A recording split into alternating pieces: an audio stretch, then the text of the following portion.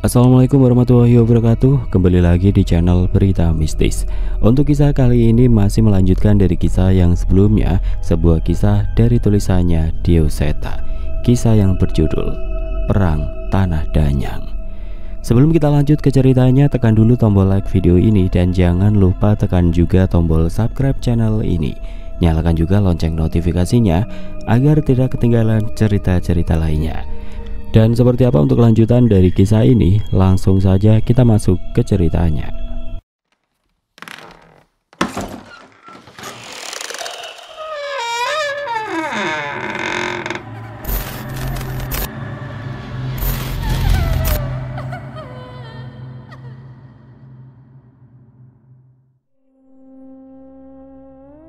Di zaman kerajaan Indrajaya, suara gemuruh dari puncak Mahameru menggema, menggetarkan bumi dan langit. Mahameru yang berdiri megah di Jawa Timur sebagai paku penyeimbang Pulau Jawa, kini memuntahkan isinya. Batu-batu besar terlontar dari kawahnya, menghantam pepohonan di kawasan Kalimati, menciptakan kepanikan di antara mereka yang ada di sana. "Menyingkir!" teriak seseorang memberi isyarat pada sekelompok pasukan yang menerobos letusan dahsyat itu. "Ini gila, siapa yang terpikirkan untuk menerobos letusan gunung seperti ini?" teriak Raja Indrajaya dengan nafas memburu, mencoba menghindari lontaran batu panas yang jatuh dari langit. "Siapa lagi kalau bukan Pangeran Baswara, putra andalanmu itu, yang mulia?" saut Panglima Brasma sambil melirik ke arah Baswara yang tanpa ragu maju lebih dahulu. Di depan Baswara membuka jalan dengan segenap tenaga, dibantu oleh kawanan kera putih yang melompat lincah di antara lahar. Seekor kera putih menari melompat di antara pepohonan, membaca aliran energi panas yang memancar dari gunung, menghindari setiap bahaya yang muncul. "Ayah, dia ada di sana!" teriak Baswara, menunjuk ke arah pusaran api yang berkobar di antara kepulan awan panas di puncak Mahameru. Raja Indrajaya dan Panglima Brasma menyaksikan dengan mata mereka sendiri kekacauan itu, kekuatan yang tidak terkendali memutar-mutar di puncak tertinggi pulau. "Kalian kembali, setelah ini urusan kami sekarang," seru Raja Indrajaya kepada para prajurit yang mendampingi mereka. Tapi yang mulia, tempat itu terlalu berbahaya, biarkan kami ikut bersama," pinta seorang prajurit dengan nada cemas. "Jangan sia-siakan nyawa kalian. Ramajaya dan kerajaan Indrajaya masih membutuhkan kalian," Raja Indrajaya menegaskan, suaranya penuh kewibawaan. Walaupun hati mereka berat, para prajurit itu pun memutuskan untuk mundur, meninggalkan 3 sosok yang akan melanjutkan perjalanan ke pusat bencana. "Prajurit Indrajaya," panggil Baswara tiba-tiba. Ia menghampiri para prajurit yang berbalik badan. Mereka menoleh, menatapnya dengan kebingungan. "Sampaikan salamku pada Ramajaya dan berikan ini padanya." Baswara melepas sebuah ikatan tali dari pinggangnya dan menyerahkannya kepada salah satu prajurit. Begitu tali itu berpindah tangan, prajurit tersebut terhenyak oleh beban kekuatan yang terkandung di dalamnya. Dengan susah payah ia menggenggam tali itu. "Jika kami tidak kembali dalam 3 tahun, katakan pada Ramajaya dan rakyat Indrajaya bahwa kami bertiga telah moksa di gunung ini," ujar Baswara dengan suara berat. Raja Indrajaya dan Panglima Brasma mengangguk, tanda persetujuan atas rencana itu. Para prajurit pun membungkukkan badan dengan hormat, lalu bergegas meninggalkan tempat itu dengan perasaan yang campur aduk. "Sekarang kita akan lihat siapa biang keladi dari kekacauan di gunung ini," kata Panglima Brasma dengan sorot mata yang penuh tekad. Baswara menghadap pusaran api di kejauhan dengan wajah murka. "Ayah, Brasma, setelah kita memasuki tanah para Danyang, aliran waktu tidak lagi sama," ucap Baswara mengingatkan kedua orang yang bersamanya. "Ayah sudah mengerti, aliran waktu di sana lebih cepat dibanding di dunia ini, bukan?" jawab Raja Indrajaya sambil mengamati fenomena alam yang mengerikan itu. "Benar, Ayah," balas Baswara dengan penuh kehati-hatian. Lalu ia menoleh ke Panglima Brasma dan menatap wajahnya dalam-dalam. "Kau benar-benar rela meninggalkan keluarga dan cucumu?" tanya Baswara. "Aku tidak pernah meninggalkan mereka. Aku justru menemani mereka dengan kisah kepahlawanan eyangnya yang bisa mereka banggakan hingga ke anak cucu berikutnya," tawa Panglima Brasma bergemuruh di antara riuhnya gunung. "Aku yakin Sekarang pun mereka sudah bangga denganmu, Brahma, sahut Raja Indrajaya. Sama seperti mereka bangga dengan rajanya, jawab Panglima Brahma sambil mulai melangkah mendekati pusaran api yang tampak seperti mata raksasa yang menyala. Di bawah bayang-bayang letusan dan pusaran api, 3 sosok itu bersiap menghadapi musuh yang tersembunyi di balik kekacauan ini. Mereka tahu bahwa tidak hanya kekuatan fisik, tetapi juga keteguhan hati yang akan diuji di tanah para danyang. Mereka maju dengan keyakinan penuh, membawa harapan bagi tanah yang mereka lindungi. Setelah Baswara menyelesaikan ritualnya, angin bertiup kencang, memporak-porandakan kepulan awan panas yang menyelimuti mereka bertiga. Kera-kera yang sejak tadi membantu mereka kini melompat-lompat dengan semangat, seolah menyambut kedatangan sesuatu. Wanadharma, aku membutuhkan bantuanmu sekali lagi, ucap Baswara dengan nada berat. Dari balik kabut asap, sosok kera hitam besar melayang muncul, matanya menyala dan kekuatannya memancar, bersaing dengan hawa panas yang menyelimuti area itu. Udara bergetar saat energi dari tubuhnya mengalir deras, membelah atmosfer di sekitarnya. Wanadharma, sang roh kera, menatap Baswara dengan dalam. Seolah menimbang keyakinannya, ia mendekat ke arah Baswara, menatap wajahnya dari dekat, mencari kepastian di balik keputusan berat ini. Keputusan kami sudah bulat, Wanadharma. Ini adalah jalan terbaik yang bisa kita ambil, ucap Baswara dengan tekad yang tidak tergoyahkan. Sang kera roh mengangguk perlahan, lalu berpaling menyiapkan kekuatannya. Pusaran angin besar muncul dari tubuh Wanadharma, menyapu segalanya di sekitarnya, bentrok dengan energi dahsyat yang berasal dari puncak Mahameru. Benturan kekuatan ini menciptakan retakan-retakan di udara, sebuah celah yang terbuka menuju alam lain. Cepat, sekarang, seru Baswara memberikan perintah tegas. Raja Indrajaya, Panglima Brahma, dan Baswara bergerak bersamaan, melompat ke dalam salah satu celah yang muncul. Dalam sekejap mereka melintasi batas antara dunia mereka dan tanah para danyang. Begitu kaki mereka menapak di tanah baru itu, perubahan drastis segera terasa. Udara di sekeliling mereka lebih berat, dingin menusuk, sementara waktu seakan bergerak lebih cepat. Di depan mereka terbentang pemandangan yang mengerikan. 2 sosok makhluk sedang bertarung. Energi mereka saling bentrok, memuntahkan kilatan-kilatan cahaya yang melesat ke segala arah. Satu sosok tampak seperti raksasa dengan tubuh bersisik hitam yang mengkilap, sementara yang lain berwujud perempuan yang melayang dengan tubuh yang terselimuti api hitam. Setiap gerakannya mengguncang tanah. Bencana di Mahameru yang mengguncang dunia nyata ternyata hanya panggung bagi pertarungan 2 makhluk gaib di alam danyang. Mereka saling menghantam dengan kekuatan luar biasa, menciptakan gempa dan letusan yang berpengaruh pada alam nyata. Raja Indrajaya menarik nafas panjang. Matanya menatap lurus ke depan, melihat dengan jelas skala kehancuran yang disebabkan oleh pertarungan ini. Ini jauh lebih besar dari yang kita bayangkan, dan jauh lebih berbahaya, sahut Panglima Brahma, mencengkram gagang tombaknya dengan erat. Baswara menatap ke arah Wanadharma yang masih menjaga celah terbuka di belakang mereka, memberikan jalan kembali jika diperlukan. Namun Baswara tahu bahwa langkah mundur bukanlah pilihan. Misinya jelas menghentikan kekacauan ini, sebelum dunia mereka ikut hancur oleh pertarungan yang tidak terkendali ini. Pemandangan di tanah para danyang yang tampak sakral berubah menjadi mimpi buruk bagi Baswara, Raja Indrajaya, dan Panglima Brahma. Tanah yang seharusnya penuh ketenangan dan keseimbangan alam kini menjadi medan pertempuran mengerikan. Tempat api hitam berkobar dan memakan segala yang dilaluinya. Hutan yang terbakar, tanah yang terbelah, dan jasad-jasad manusia yang berserakan di mana-mana membuat suasana di sana terasa mencekam. Bau mayat yang menyengat bercampur dengan hawa panas, jauh dari gambaran tenang tentang tempat sakral yang dulu pernah mereka dengar. Apa kita bisa menghentikan mereka? Suara Panglima Brahma terdengar gemetar saat menatap 2 sosok raksasa yang berkekuatan jauh di luar jangkauan mereka. Raja Indrajaya mencoba menenangkan dirinya. Ia duduk bersila di atas tanah, memejamkan mata dan mulai bermeditasi, mencoba meresapi energi alam dan memahami kekacauan ini. Sementara itu Baswara memanjat salah satu pohon tertinggi yang masih bertahan di tengah kehancuran, berharap bisa melihat situasi yang lebih jelas dari atas.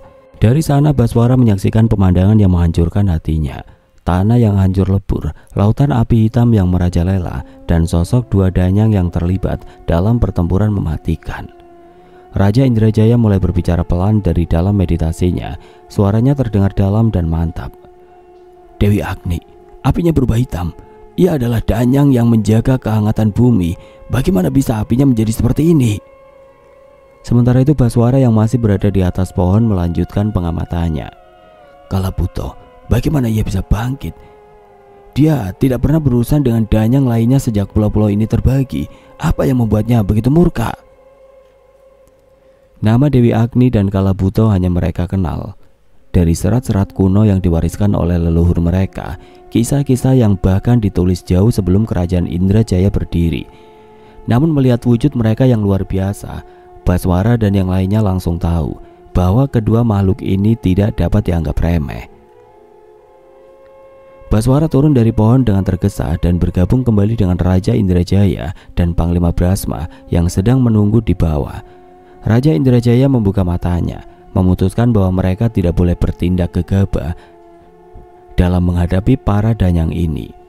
Apa yang harus kita lakukan sekarang, Yang Mulia? Tanya Panglima Brahma. Tatapannya penuh kekhawatiran. Kita lakukan cara manusia. Kita coba berbicara dengan mereka, jawab Raja Indrajaya tegas. Mereka bertiga mulai mendekati pusat pertempuran itu dengan hati-hati. Mereka menyusuri medan berbahaya. Setiap ledakan energi memaksa mereka bersembunyi di balik bebatuan, menahan nafas setiap kali hawa panas menyapu kulit mereka. Suara gemuruh dari pertarungan. Kedua danyang itu memengkakkan telinga, seolah-olah alam sendiri sedang berteriak. Saat semakin dekat, mereka mendapati pemandangan yang mengerikan dan tidak termaafkan.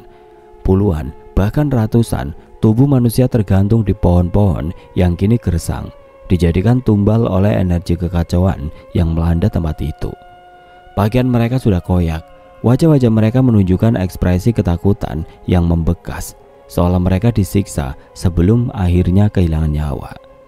Darah Baswara mendidih. Ia mengepalkan tinjunya sehingga buku-buku jarinya memutih.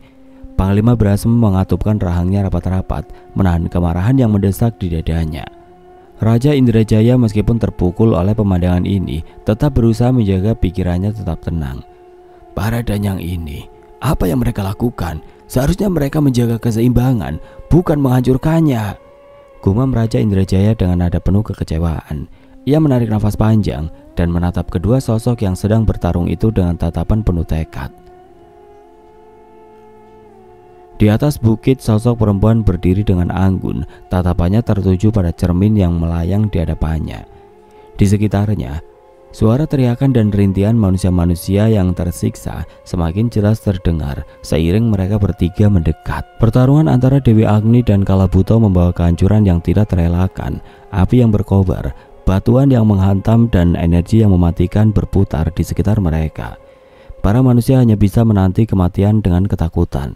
Tubuh-tubuh mereka sudah hancur, menunggu untuk dimangsa oleh kekuatan besar yang tidak terbendung. Blar!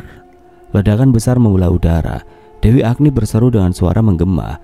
Kau tidak seharusnya berada di sini, Kalabuto. Aku tidak akan membiarkanmu mendekat lebih jauh lagi. Kalabuto menjawab dengan suara berat dan penuh kemarahan. Aku sudah ada di sini jauh sebelum dirimu. Tidak ada yang boleh melarang kemana aku akan pergi. Seketika sebuah bukit muncul dari tanah, membelah api hitam Dewi Agni dan memblokir jalannya. Kekacauan ini tidak terelakkan dan Baswara tidak memiliki petunjuk mengenai apa yang sebenarnya diperebutkan kedua makhluk itu. Namun satu hal yang membuatnya semakin bingung. Pertempuran yang berdiri di atas bukit itu tersenyum. Setiap kali kekuatan Dewi Agni atau Kalabuto membunuh manusia, sukma tumbal-tumbal itu melayang dan terserap ke dalam cermin yang mengambang di hadapan perempuan itu. Kekuatan para danyang sedikit demi sedikit ikut terserap, terkumpul di dalam cermin. Perempuan itu memanen energi dari alam ini. Siapa dia dan apa yang ia rencanakan? Raja Indrajaya berkata dengan nada khawatir, merasakan ada sesuatu yang sangat jahat sedang terjadi. Tanpa membuang waktu, mereka bertiga bergegas mendaki bukit tempat perempuan itu berdiri. Saat tiba di puncak, mereka melihat lebih dekat sosok perempuan yang mengenakan pakaian mewah, layaknya seorang ratu dari kerajaan. Apa yang kau lakukan? Tidak ada satupun dari alam ini yang boleh dibawa ke alam manusia.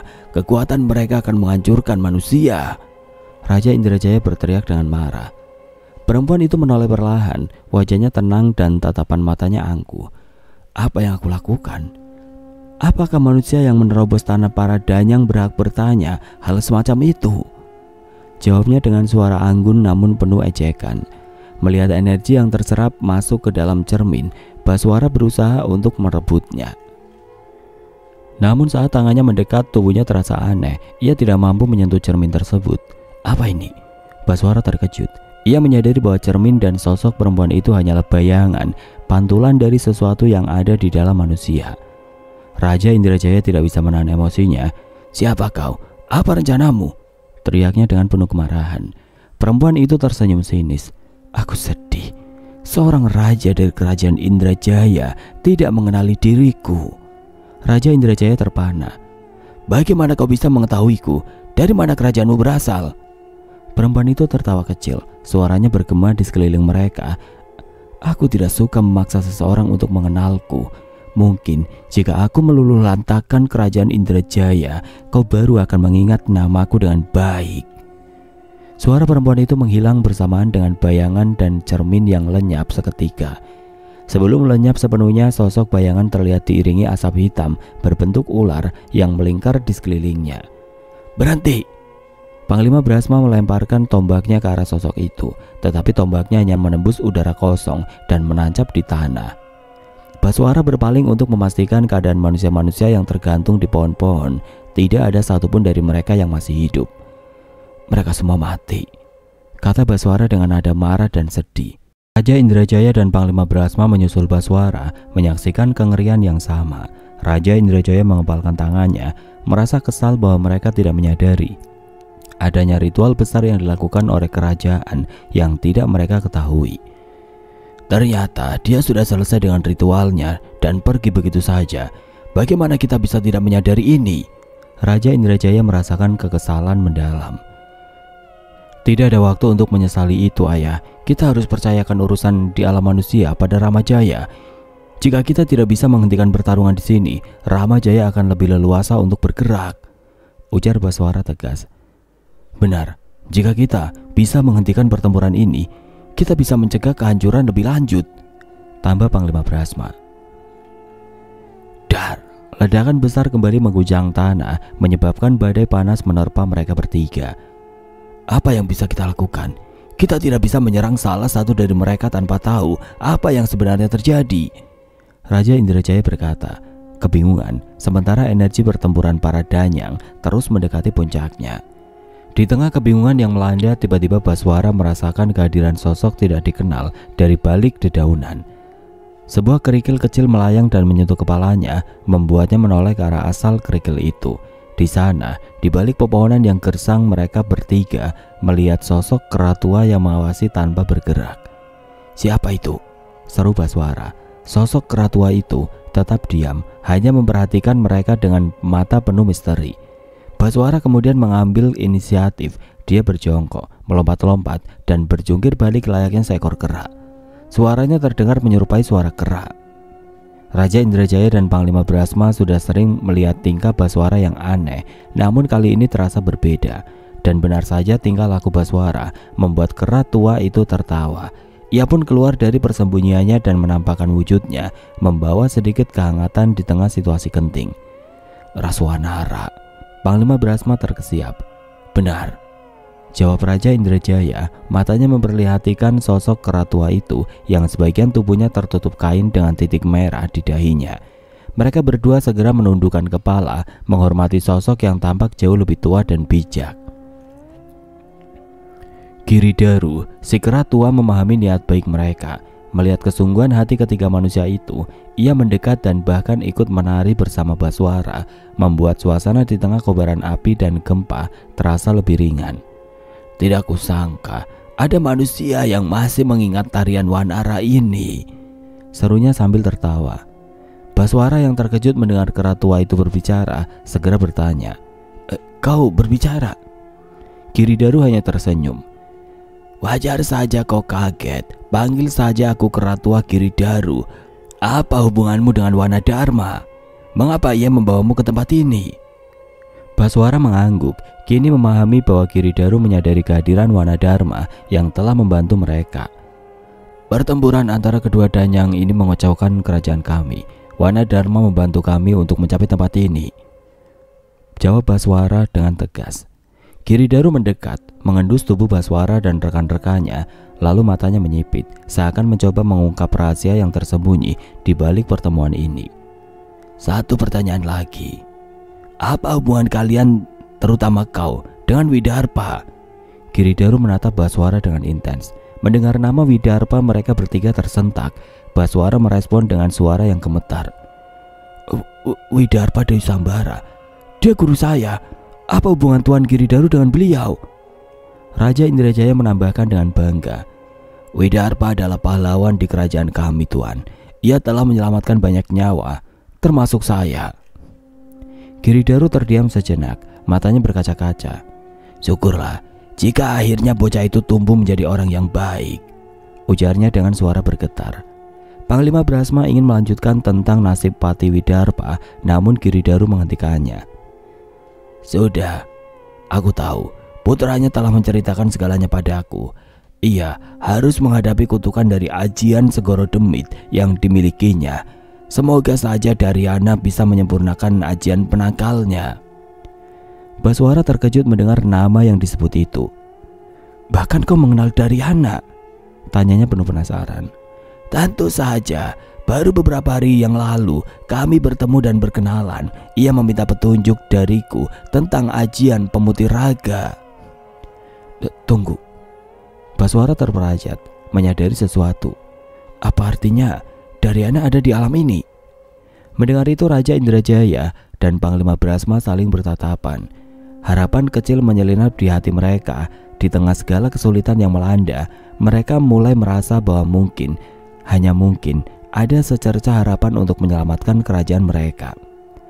Giridaru memandang ke arah pertempuran sengit kedua danyang dari ujung bukit. Seharusnya ia sedang mencari satu sosok di alam ini yang mungkin bisa membantunya. Tapi sebelumnya, sebaiknya kalian menuntaskan tujuan kalian terlebih dulu, ucapnya dengan nada serius. Beberapa jam yang sudah kalian lalui di tempat ini sudah melewati satu malam di alam kalian. Mendengar itu, hati Raja Indrajaya berdegup kencang. Kekhawatiran menyergapnya. Ia membayangkan berapa banyak korban yang jatuh akibat satu malam yang terlewatkan. Apa Tuan Giridaru punya saran untuk apa yang mungkin bisa kami lakukan? Tanyanya penuh harap dan ketegangan. Giridaru menatap ledakan besar yang mewarnai langit di sekitar mereka, kemudian memandang Baswara, Panglima Brahma, dan Raja Indrajaya dengan sorot mata penuh tekad. Sebuah ledakan besar, ledakan yang lebih dari apa yang mereka lakukan. Mungkin itu bisa menarik perhatian mereka, walau hanya sejenak. Raja Indrajaya dan yang lainnya menganggap itu masuk akal. Namun tidak ada satupun dari mereka yang merasa bisa menciptakan kekuatan ledakan sebesar itu. Tapi bagaimana caranya? Bahkan kekuatan Widarpa pun tidak mampu membuat ledakan sebesar itu, ucap Baswara. Giridaru melihat tombak Panglima Brahma dan menatap Raja Indrajaya. Ia menoleh berkali-kali kepada kedua hal itu. Seorang raja diberkahi berkah dewata. Berkahilah tombak itu, ujarnya sambil menyentuh dahi Raja Indrajaya. Lalu dia menatap Baswara, meraba tubuh, lengan dan betisnya. Kerahkan kekuatan Wanadharma di betis kananmu ini. Ledakan kekuatannya dalam satu dorongan di tombak itu. Giridaru berpaling kepada Panglima Brahma dan menyerahkan tombak miliknya. Tombak ini telah melalui ribuan pertempuran bersamamu. Aku merasakan kekuatan dari berbagai alam. Arahkan lemparanmu ke titik yang kuarahkan. Ledakan besar akan terjadi di sana dan akan mengalihkan perhatian kedua danyang itu. Rencana itu jelas berbahaya, tapi ini mungkin satu-satunya cara untuk memberi jeda dari pertarungan itu. Kalian siap? Tanya Giridaru dengan nada tegas. Raja Indrajaya mulai membacakan bait-bait doa yang diturunkan leluhurnya. Ia menyalurkan kekuatan dewata ke dalam tombak yang menyala keemasan. Baswara mengerahkan kekuatannya di kakinya, siap menendang tombak yang akan dilemparkan oleh Panglima Brahma. Panglima Brahma dengan nafas tertahan menggenggam tombaknya erat. Aku siap. Mulai kapan saja? Ucapnya menahan adrenalin yang mengalir di nadinya. Momen itu tiba. Ujung tombak berpendar keemasan. Sang raja membuka matanya lebar, memberi isyarat, "Sekarang!" Dengan tersentak, Panglima Brahma melemparkan tombaknya ke arah reruntuhan candi di tengah pertempuran. Tepat saat tombak itu hampir terlepas dari genggaman, tendangan kuat Baswara membuatnya melesat bagaikan kilat, terisi penuh dengan tenaga yang siap meledak. Dentuman besar mengguncang udara ketika tombak itu menancap di reruntuhan candi, melepaskan cahaya menyilaukan. Ledakan besar memecah kobaran api hitam Dewi Agni, membuat Kalabuto kehilangan keseimbangan dan terjatuh. Keheningan menyelimuti sejenak. Mereka bertiga tidak percaya ledakan itu jauh lebih dahsyat dari yang dibayangkan. Namun kebahagiaan tidak berlangsung lama. Keduanya, Dewi Agni dan Kalabuto, kini menoleh ke arah mereka. Tatapan mereka memancarkan amarah yang membakar. Tekanan yang muncul dari tatapan itu membuat tubuh Baswara, Panglima Brahma dan Raja Indrajaya terasa kaku. Mereka berjuang keras hanya untuk berdiri. "Sial," desis Baswara, berusaha melawan rasa pusing yang menyerangnya. Raja Indrajaya memeraih pedangnya dan menancapkannya ke tanah, menopang tubuhnya yang lemah namun tetap berdiri dengan gagah. Dengan suara yang menggema ia berteriak, Kalian mau mengorbankan berapa nyawa lagi?" Suara itu mengguncang alam, membuat burung-burung terbang berhamburan di langit yang mulai memudar. Di tengah keheningan yang mencekam, suara tawa pelan terdengar. "Seperti yang diharapkan dari seorang raja," ujar Giridaru. Perkataannya menyiratkan bahwa tantangan sebenarnya baru saja dimulai. Ketegangan di udara semakin tebal, menunggu apa yang akan terjadi selanjutnya. Di zaman Wirabumi, Ibu Bumi, Bopo Angkoso, sedulur papat limo pancerku, kakang kawa, adi hari-hari, rangkulan kulo, nyuwun pitulung ngluwari jiwa-jiwa kang tanpa daya iki, marang sing Gusti, lan jaga sang perkara, dening demit lan lelembut. Di tengah medan perang yang dipenuhi jasad-jasad bergelimpangan, Wirabumi duduk bersila. Bibirnya terus melafalkan doa-doa, berharap bisa meredakan roh-roh penuh dengan dendam yang mengerikan itu. Suara angin yang menyapu aroma kematian menggema di sekitarnya, menambah suasana semakin mencekam. "Ini mengerikan," bisik Purbawengi. Air matanya mengalir di balik kain yang menutupi matanya. Ia menyaksikan tragedi ini dengan perasaan getir. Peperangan yang tidak dipicu oleh perebutan kekuasaan, tapi oleh kegilaan manusia-manusia yang dikendalikan oleh dendam. Kengerian memenuhi dadanya. "Apa yang sebenarnya terjadi, Purbawengi?" tanya Kertasukmo, suaranya berat di tengah hawa kematian. Kedua kerajaan ini merasa dikdaya karena diberkahi oleh sosok yang besar. Mereka percaya diri, siap membantai lawan tanpa ragu. Tapi Purbawengi merasakan setiap langkahnya di antara mayat-mayat itu.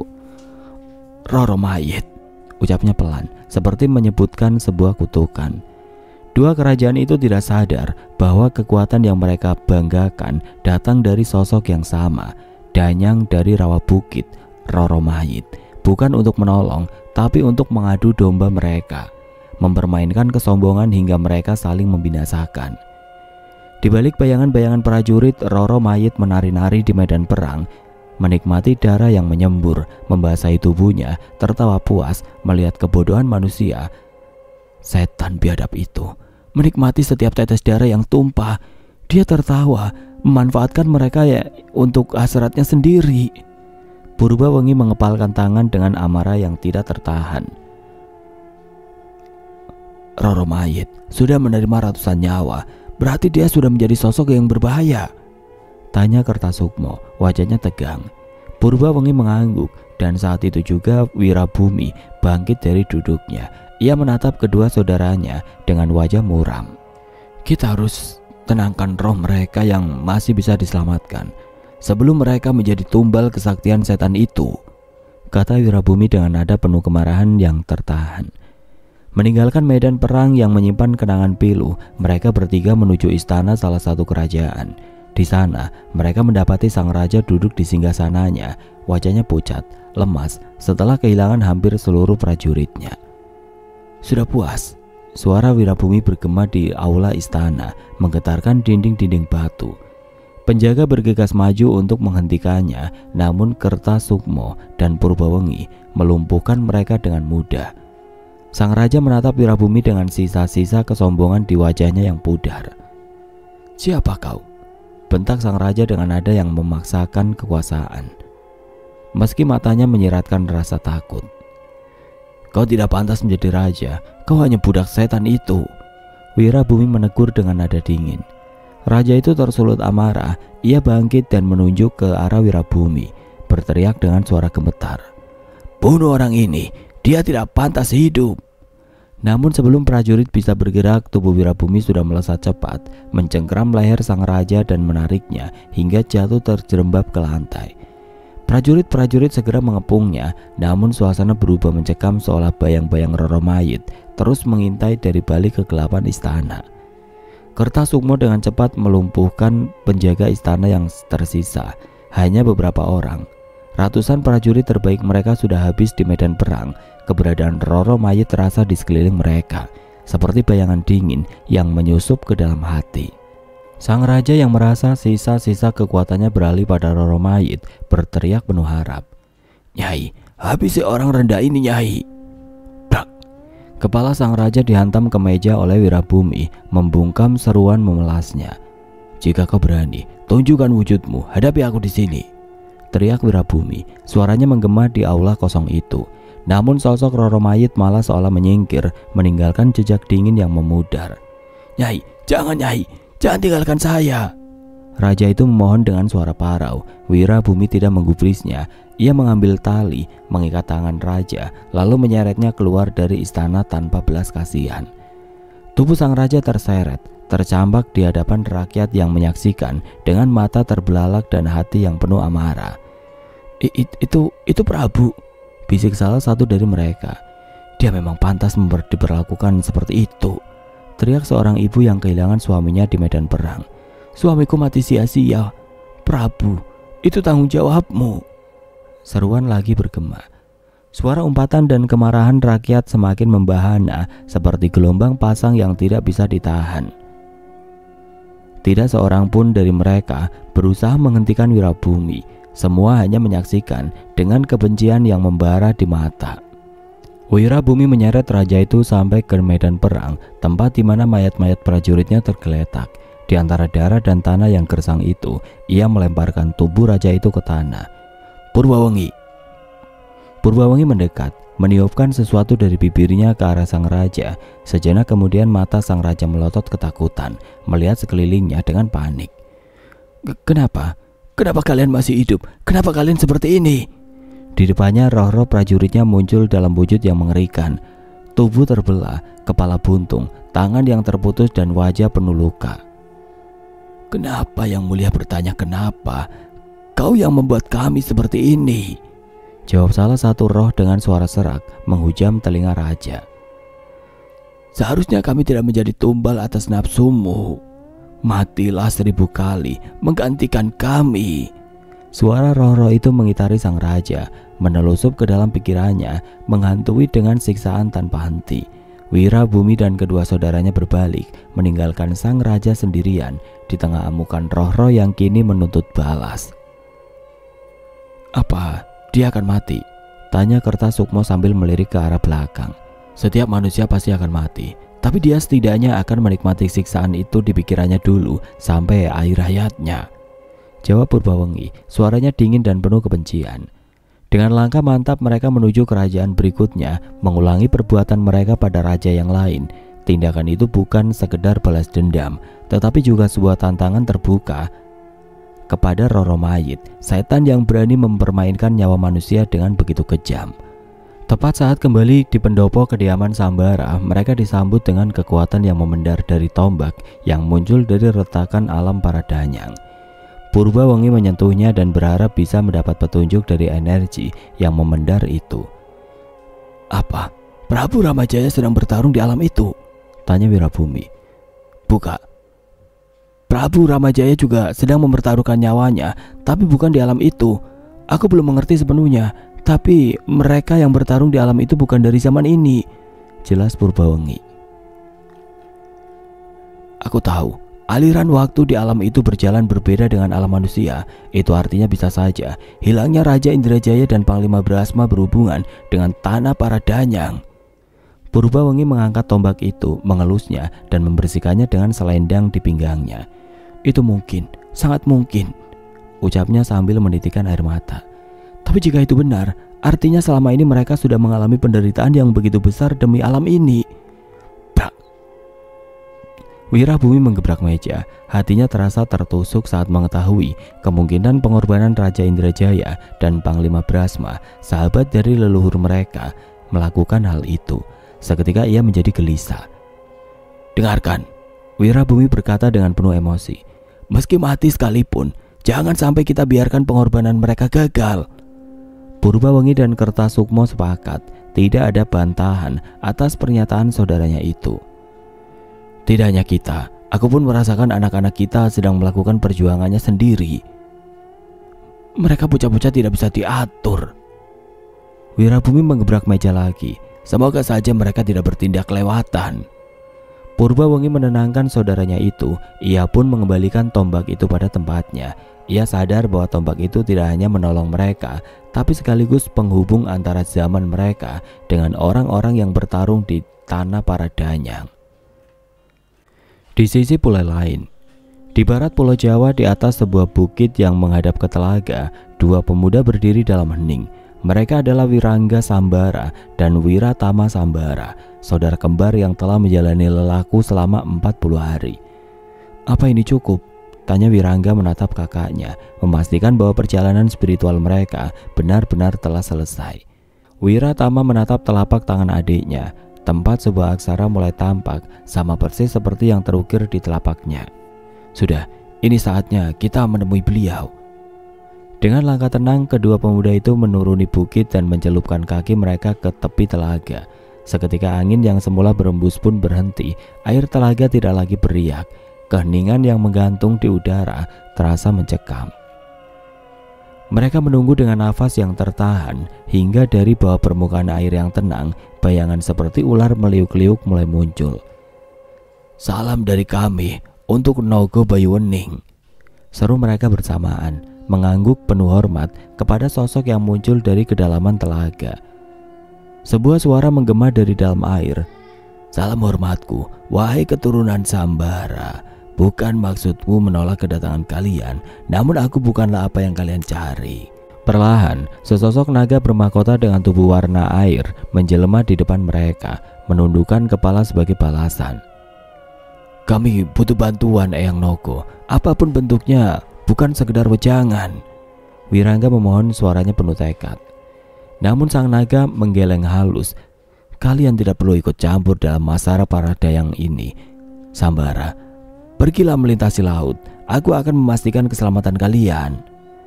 Wiratama melangkah maju, menatap dalam-dalam sosok naga itu.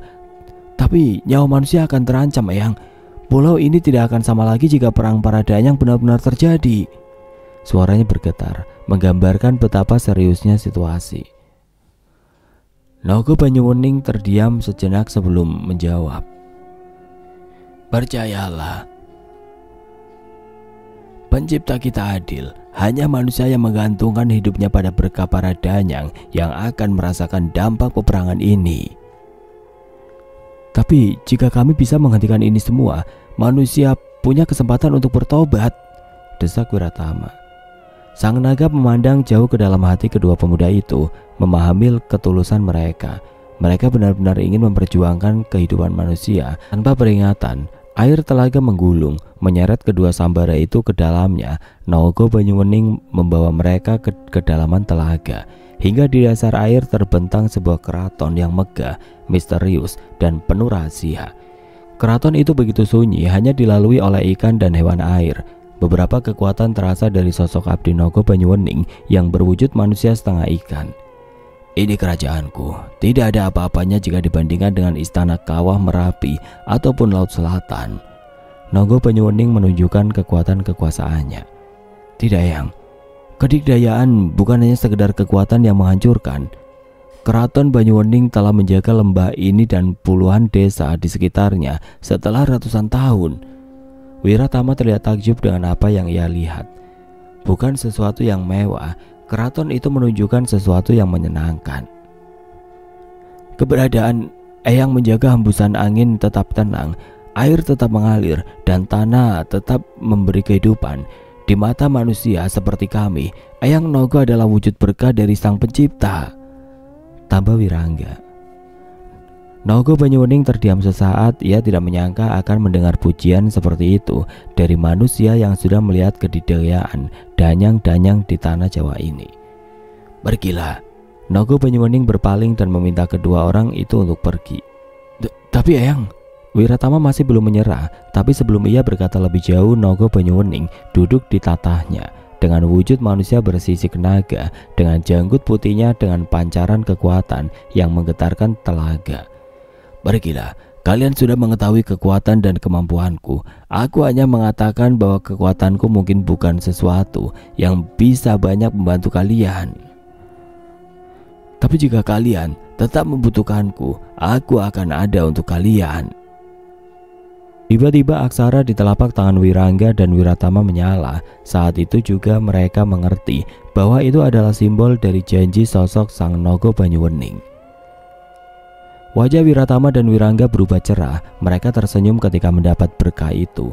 Terima kasih Eyang, dengan segala hormat kami menerimanya, ucap Wirangga dan Wiratama. Pergilah, waktu kalian tidak banyak untuk dihabiskan dengan sosok sepertiku. Ayah kalian dan Sambara yang lain masih berjuang menahan bencana-bencana yang mulai bermunculan. Bayang-bayang pertempuran Wirabumi, Purbawengi, dan Kertasukmo terlintas di air di sekitar mereka. Eyang, kami pamit. Wirangga dan Wiratama memberikan hormat dan secara tiba-tiba mereka kembali di posisi mereka semula. Mereka baru sadar sejak tadi sukma merekalah yang masuk ke dalam alam gaib di telaga itu.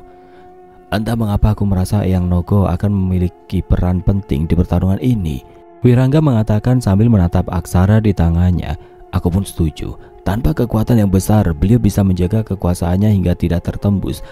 Itu adalah kemampuan yang luar biasa, tambah Wiratama. Kedua pemuda itu pun bergegas pergi meninggalkan telaga itu dan menuju ke tempat berikutnya. Tidak ada waktu bagi mereka untuk bersantai. Gejolak lain sudah terasa dari sisi lain Pulau Jawa.